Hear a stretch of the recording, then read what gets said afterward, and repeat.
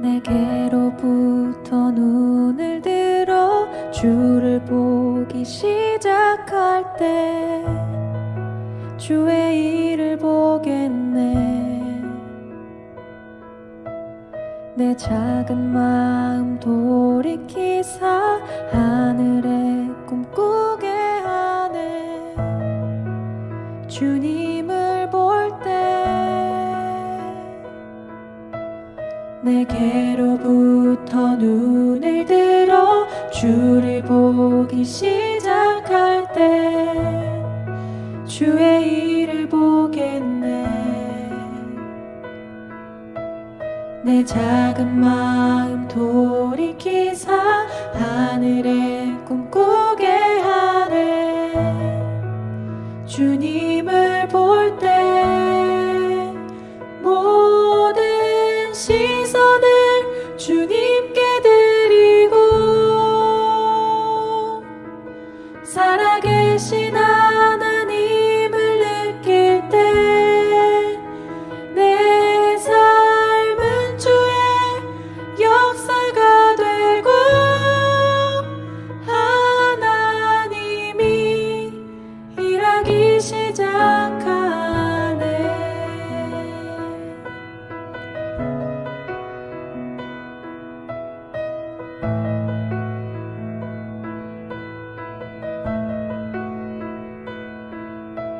성령이 나를 변화시켜 모든 두려움 사라질 때 주의 일을 보겠네.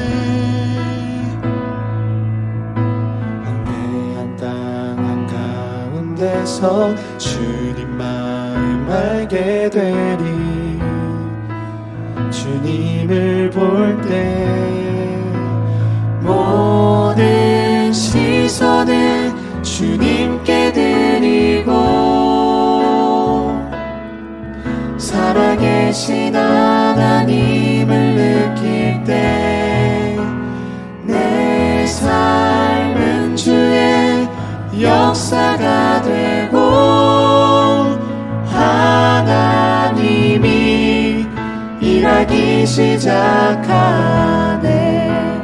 모든 시선을 주님께 드리고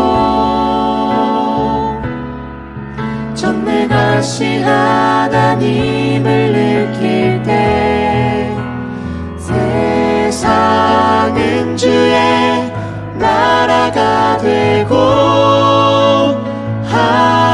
하나님이 일하기 시작하네.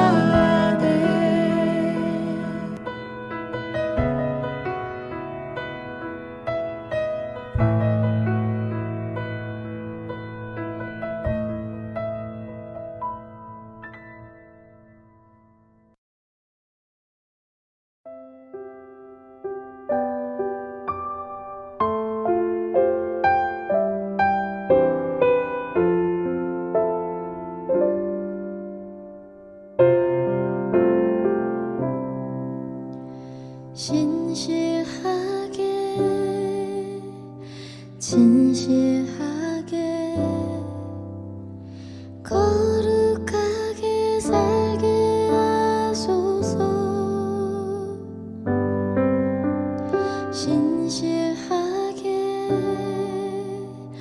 진실하게 거룩하게 살게 하소서.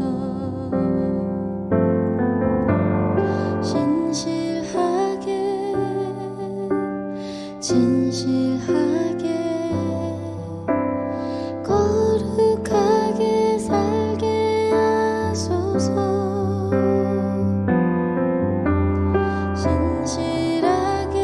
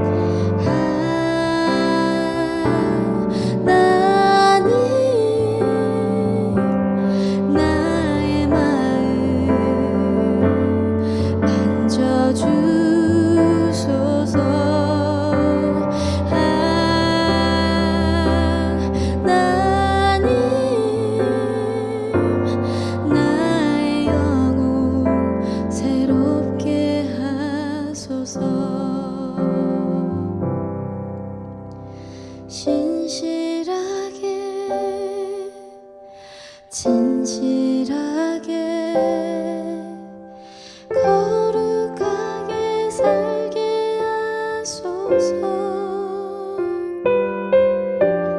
진실하게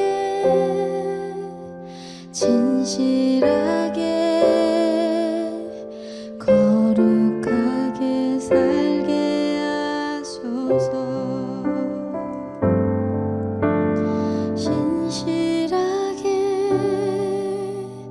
진실하게 거룩하게 살게 하소서.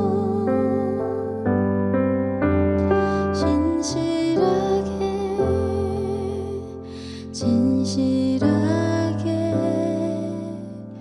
거룩하게 살게 하소서.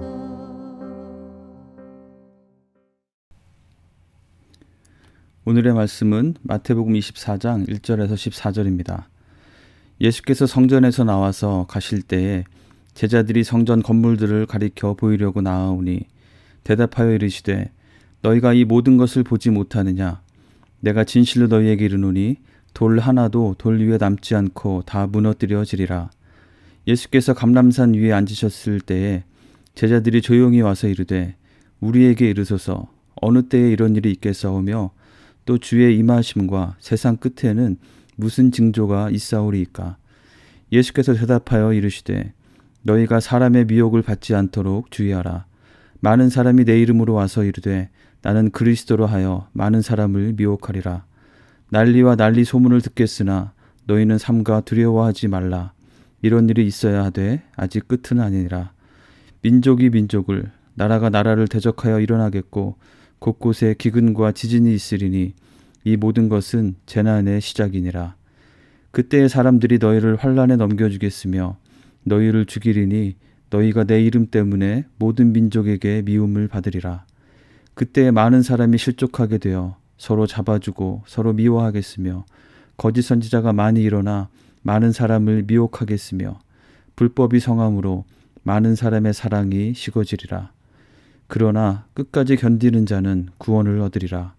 이 천국 복음이 모든 민족에게 증언되기 위하여 온 세상에 전파되리니 그제야 끝이 오리라.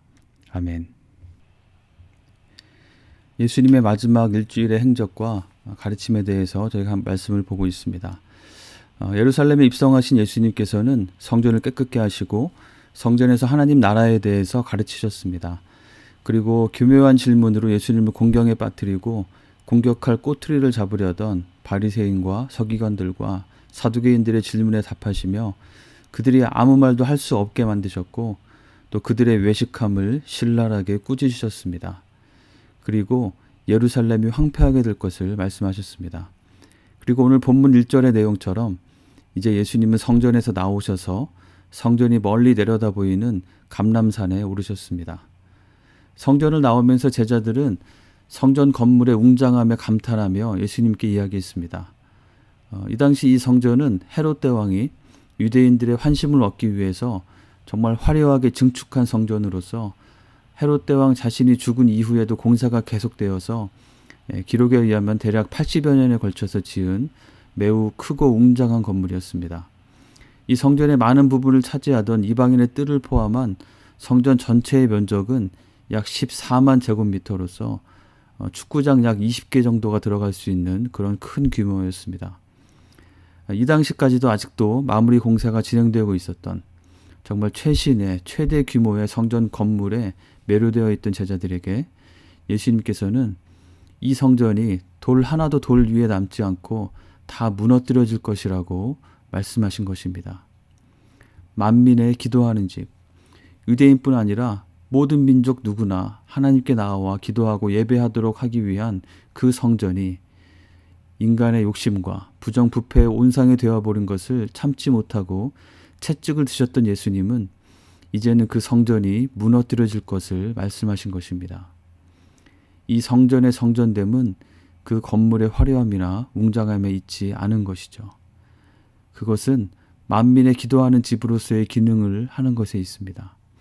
성전이 성전의 기능을 하지 못하고 인간의 헛된 욕심을 채우려는 수단이 되어서 오히려 성전 본래의 기능을 방해하고 있을 때 하나님의 임재는 더 이상 그곳에 있지 않게 되고 그 건물은 크기나 웅장함에 관계없이 아무 의미가 없는 것이 되는 것이고 허물어 버려야만 하는 것이 되고 마는 것입니다. 고린도전서 3장 16절은 우리가 하나님의 성전이라고 말씀합니다. 그렇다면 우리에게도 성전 건물의 외관이 아니라 성전으로서의 기능을 충실하게 하는 것이 중요할 것입니다. 하나님의 성령이 거하시는 성전으로서 나의 상태는 어떠한지 돌아보고 점검하는 것이 필요하겠습니다. 예수님께서 성전에서 나오셔서 감람산에 올라 앉으셨을 때 제자들이 조용히 와서 질문했습니다. 마가복음 13장에 보면 베드로, 야고보, 요한, 안드레가 질문했다고 기록합니다. 호산나 환호를 받으며 예루살렘에 입성하신 예수님께서 예루살렘과 성전의 몰락을 말씀하시자 그들은 그것에 대해서 걱정이 되기도 하고 또 그때가 언제인지 궁금했던 것 같습니다. 그들은 성전이 무너지는 일은 언제 일어나고 예수님의 임하심, 세상의 끝에는 어떤 징조가 있을 것인지 질문했습니다. 이 당시 제자들이 예수님의 오심과 세상 끝에 대한 진정한 의미를 이해하면서 질문했으리라고 생각되진 않지만 예수님께서는 그 질문을 받으셔서 예수님의 임하심, 세상의 끝날에 대해서 24장, 25장에 걸쳐서 자세하게 가르쳐 주셨습니다. 여기에서 예수님의 임하심에 해당하는 헬라어 단어는 파루시아라는 단어인데요. 이것은 권위를 가지고 오다라는 의미를 갖는 것으로서 이어지는 24장의 예수님의 가르침과 또 이후 서신서에서 이 단어는 특별하게 예수님의 다시 오심, 재림을 가리키는 용어로 사용되는 매우 중요한 의미를 갖는 단어입니다. 또한 세상 끝이라는 표현도 영어로 하면 consummation으로서 단순히 무엇이 끝난다는 의미 자체보다는 하나의 단락이 마무리되는 절정의 완성의 의미를 갖습니다. 우리가 종말에 대해서 생각할 때 꼭 기억해야 할 것은 그것은 예수님의 다시 오심으로 이루어지는 것이며 또한 그것은 단순한 파멸과 소멸보다는 완결과 절정이며 새로운 페이지의 시작을 의미하는 것이라는 것입니다. 그 새로운 페이지의 시작이 무엇일까요? 그것은 바로 하나님의 나라입니다. 예수 그리스도께서 왕권을 가지고 통치하시는 하나님 나라의 온전한 실현입니다. 제자들이 궁금함과 불안함과 걱정 등의 복잡한 심정으로 예수님께 질문했을 때 이 종말에 대해서 예수님께서 말씀하신 것을 우리는 귀 기울여서 들어야 하겠습니다. 이것은 이제 십자가를 불과 며칠 앞에 두고 계신 예수님의 가르치심이기도 하기 때문에 더욱 그러할 것입니다. 예수님은 먼저 사람들의 미혹을 받지 않도록 주의하라고 하셨습니다. 초대교회 이후에 인류의 역사 가운데 정말 수많은 사람들이 스스로를 그리스도라고 하면서 교묘한 거짓말과 잘못된 교훈으로 사람들을 미혹해 왔습니다. 우리가 사는 지금 오늘날에도 그러한 세력이 많고 그로 인한 피해는 우리의 생각을 뛰어넘습니다. 그들의 미혹을 얕잡아 보거나 가볍게 생각해서는 안 되고 철저히 경계해야 할 것입니다. 공포를 조장하고 우리의 숨은 욕심을 자극하는 그 미혹에 걸려들지 않기 위해서 우리는 늘 하나님 앞에서 자신을 잘 정비하고 돌아보아야 할 것입니다. 거짓 교훈에 넘어지지 않기 위해서 우리는 말씀의 기초를 더욱 든든히 해야겠습니다. 말씀을 옳게 분별하고 순종함으로 실천하여 말씀의 반석 위에 튼튼한 집을 짓는 우리의 신앙생활이 되어야겠습니다. 종말을 바라보며 살아가는 우리에게 주시는 예수님의 첫 번째 가르침 4절 5절의 핵심은 바로 주의하라 깨어있으라 입니다. 그렇다면 두 번째 가르침은 6절에서 12절에 해당한다고 볼 수 있겠는데요. 그것은 난리, 전쟁, 기근과 지진, 핍박, 박해가 있을 것이고 또 배교와 배신, 더 많은 거짓 선지자가 일어나고 불법이 성하게 되고 사랑이 식어지는 시대가 올 것이라는 말씀입니다. 무언가 점점 희망적이 되는 것이 아니라 인간의 죄성이 더욱 극심하게 드러나게 되고 그 죄의 열매들이 이 자연세계에까지 영향을 미쳐서 점점 더 깨어지고 망가지고 어두워지는 그런 세상의 모습이 될 것이라는 말씀입니다. 사람들의 마음에는 하나님을 닮은 사랑의 모습이 점점 더 식어져 가게 됩니다. 하나님의 형상으로 지음받은 사람들의 마음에 사랑의 본체이신 하나님의 모습이 점점 희미해져 가는 것입니다. 지금 우리가 살고 있는 이 세상에 대한 묘사가 아닐까 생각이 됩니다. 인간의 죄악과 탐욕뿐 아니라 전 세계를 사로잡은 사상 초유의 팬데믹 사태와 환경 파괴로 인한 여러 가지 이상기후 현상과 그 결과들을 지금 우리 모두가 경험하고 있습니다. 정말 이 세상이 어떻게 되려는 것인가 하는 생각에 사로잡히기도 합니다. 그런데 이에 대한 예수님의 가르침은 6절 너희는 삼가 두려워하지 말라입니다. 이러한 일들이 우리에게 펼쳐지게 될 때에 두려워하고 공포심에 사로잡혀서 패닉 상태에 빠지지 말라는 것입니다. 우리가 그렇게 할 수 있는, 우리가 두려워하지 않을 수 있는 근거는 과연 무엇인가요? 그것은 이러한 모든 환난과 문제들을 없애는 어떤 묘책이 있어서 다른 모든 사람에게는 그러한 일이 닥치더라도 나에게는 그러한 일이 일어나지 않는 어떤 그런 것이 있기 때문이 아닙니다. 그 어떠한 극심한 환난과 어려움이 있다 하더라도 우리에게는 이미 그 모든 것을 초월한 하나님 나라와 하나님의 구원, 우리를 어떠한 상황에도 버리지 않으시고 떠나지 않으시고 영생의 삶으로 인도하시는 우리 주님이 계시기 때문입니다. 그 하나님을 바라보며 그 하나님께 신뢰하고 그 하나님을 붙잡고 살아가기에 두려워하지 않을 수 있는 것입니다. 종말을 살아가는 우리에게 주시는 예수님의 음성은 두려워하지 말라, 하나님을 신뢰하라입니다. 그리고 이어지는 말씀은 13절 끝까지 견디라입니다. 끝까지 견디는 자가 구원을 누리게 될 것이라고 말씀합니다. 우리가 8절에 보면 이 모든 것은 재난의 시작이니라 라고 말씀하셨는데요. 여기 한글 성경에서 재난으로 번역된 것의 헬라어 원문은 해산의 고통이라는 뜻입니다. 즉 이 모든 환난과 핍박은 해산의 고통의 시작과 같은 것이라는 말씀이죠. 해산의 고통은 출산의 시점이 다가올수록 더 빈번하고 더 강하게 다가옵니다. 그러나 한 가지 중요한 사실은 해산의 고통은 그 고통 자체로 끝나는 것이 아니라 생명의 탄생으로 이어진다는 것입니다. 여러분은 종말이라는 말을 들을 때 어떤 이미지, 어떤 느낌이 드시나요? 어떤 재난 영화의 한 장면들이 떠오르면서 두려움과 공포심이 생기지는 않으신가요? 그저 피하고 싶은, 없었으면 좋겠다는 그런 생각을 갖고 있지는 않으신지요? 그러나 종말은 그러한 단순한 재난 자체가 아니라 하나님을 대적하는 모든 악한 세력에 대한 완전한 승리이며 하나님께서 통치하시는 하나님 나라가 온전히 임하는 때를 가리키는 것입니다. 우리가 여러 가지 어려움과 환난 가운데에도 인내하며 끝까지 시련을 견디며 믿음을 지킬 수 있는 것은 마치 새로운 생명의 탄생을 위해서 산모가 해산의 극심한 고통을 감내하며 견뎌내듯이 마침내 하나님의 때가 임하게 될 그 하나님의 나라를 바라보며 그 하나님의 때를 기다리면서 그것에 소망을 두며 살 때 가능한 것이라고 믿습니다. 포기하고 싶은 순간이 오더라도 그 하나님 나라를 다시 바라보며 현재의 고난과 비교할 수 없는 장차 오게 될 더 큰 영광을 바라보며 끝까지 인내하는 것입니다. 종말을 살아가는 우리에게 주시는 예수님의 음성은 끝까지 견뎌라, 영원한 하나님 나라에 대한 소망을 굳게 잡으라인 것입니다. 그리고 네 번째로 14절에서는 단순히 참고 견디는 것만이 아니라 그 하나님 나라를 위해서 힘써 일하라고 말씀하십니다. 이 천국 복음이 모든 민족에게 증언되기 위하여 온 세상에 전파되리니 그제야 끝이 오리라. 천국, 그 하나님 나라가 완전하게 임하는 그 날을 위해서 그 하나님 나라에 모든 민족의 더 많은 사람들이 함께 참여하여 함께 영생의 복을 누리도록 하기 위해서 온 세상 가운데 그 천국 복음, 하나님 나라의 기쁜 소식을 전파하기에 힘써야 할 것을 말씀하신다고 믿습니다.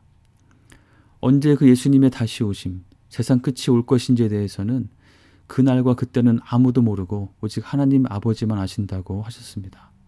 그런데 그 때에 대해서 말씀하신 유일한 말씀이 바로 이 마태복음 24장 14절인 것이죠. 천국의 기쁜 소식이 모든 민족에게 증언될 때 끝이 올 것이라고 말씀하셨습니다. 그렇다면 주님께서 오셔서 완전한 하나님 나라를 이루시는 그때 인류 역사의 절정이 될 그 종말을 바라보는 우리는 그날을 위해서 지금 우리의 자리에서 모든 민족에게 천국 복음을 나누는 일에 관심을 가지고 하나님 나라를 위해서 구체적으로 일하는 것이 당연하게 필요할 것입니다. 9절에 보면 너희가 내 이름 때문에 모든 민족에게 미움을 받을 것이라고 하시고는 14절에서 그 모든 민족에게 천국 복음이 증언되어야 한다고 말씀하십니다. 하나님 나라를 바라보며 때로는 억울하게 미움을 받고 환난과 고난에 처하게 된다 하더라도 그것을 회피하기에 급급하지 않고 오히려 때로는 기꺼이 감수하며 끝까지 묵묵하게 섬기는 우리가 되기를 원합니다. 지금 나의 안락한 환경에 안주하지 않고 내가 있는 바로 그곳이 복음의 프론트라인 최전방임을 자각하고 또한 우리의 시야를 더욱 넓혀서 지금도 복음의 불모지에서 힘써 사역하는 선교사님들을 기억하며 그 사역들을 기억하며 함께 기도하고 동역하는 우리가 되기를 원합니다. 종말에 대한 주님의 가르침을 기억합시다. 더욱 깨어서 주의하며 말씀의 기초를 든든히 세우라. 하나님을 신뢰하고 눈앞에 펼쳐지는 환경에 대해서 두려움에 빠지지 말라. 영원한 하나님 나라의 소망을 두고 끝까지 인내하라. 그리고 하나님 나라를 위한 사역에 천국 복음을 모든 민족에게 증언하는 일에 힘써서 동참하라. 이러한 모습으로 살아갈 때 그 어떤 환난이나 그 어떤 것도 우리를 흔들 수 없고 위협할 수 없을 것입니다. 파루시아, 주님 다시 오심을 바라보고 사모하며 그 영광의 날을 위해 오늘도 믿음을 지키고 인내하며 승리하는 복된 삶을 사시는 한 분 한 분 되시기를 주님의 이름으로 간절히 축원합니다. 함께 기도하겠습니다. 오늘 말씀을 기억하며 기도합시다. 먼저 성전된 나의 모습을 돌아보기 원합니다. 건물의 외면의 그럴듯함이 아니라 하나님께서 거하시기에 합당한 모습인지 점검하며 기도하길 원합니다. 그리고 점점 캄캄해지는 세상의 모습을 볼 때 정말 주님의 오심, 세상의 끝날이 점점 더 다가옴을 느끼게 됩니다. 주의하라, 두려워 말라, 인내하라, 복음의 사역에 힘쓰라는 예수님의 말씀을 기억하며 종말의 때에 합당한 모습으로 살아가는 우리가 될 수 있도록 함께 기도하겠습니다.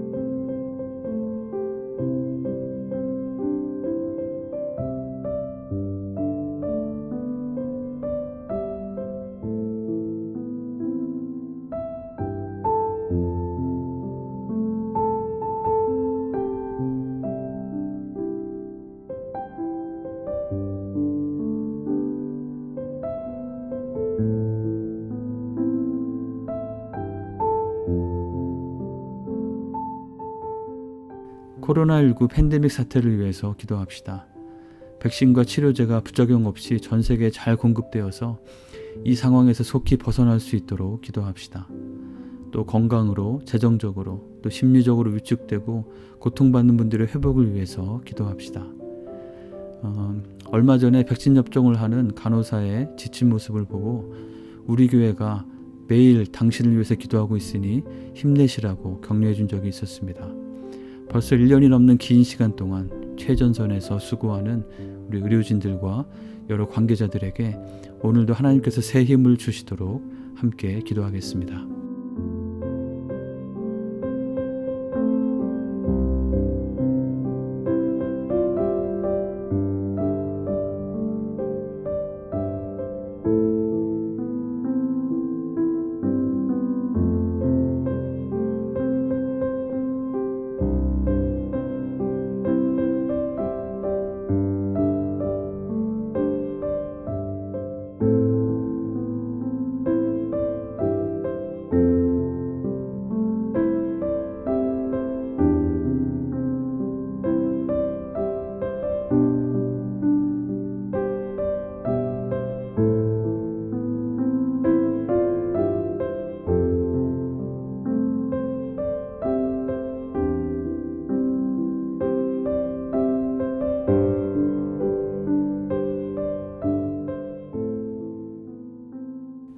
마지막으로 우리 공동체와 세계를 위해서 기도하길 원합니다.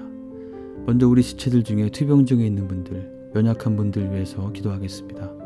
모든 수술과 치료의 과정을 통해서 하나님의 치유하심을 경험하도록 환우들과 가족들에게 하나님께서 세상과는 비교할 수 없는 깊은 위로로 함께해 주시도록 기도하겠습니다.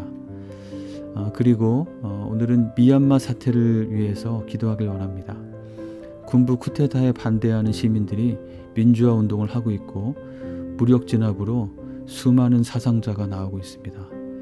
이 사태가 속히 정리되고 더 이상의 유혈 사태를 막아주시도록, 그리고 미얀마에 있는 많은 선교사님들과 또 믿음의 형제 자매들이 이 어려운 상황을 지혜롭게 잘 헤쳐나갈 수 있도록 함께 기도하겠습니다.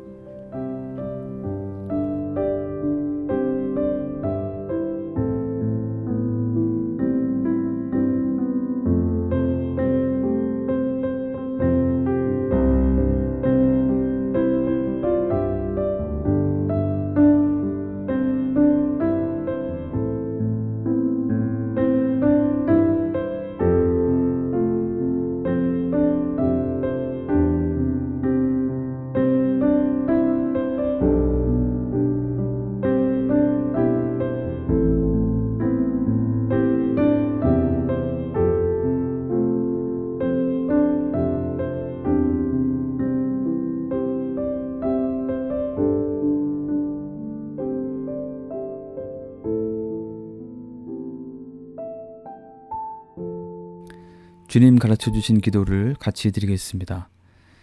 하늘에 계신 우리 아버지여, 이름이 거룩히 여김을 받으시오며 나라가 임하시오며 뜻이 하늘에서 이루어진 것 같이 땅에서도 이루어지이다.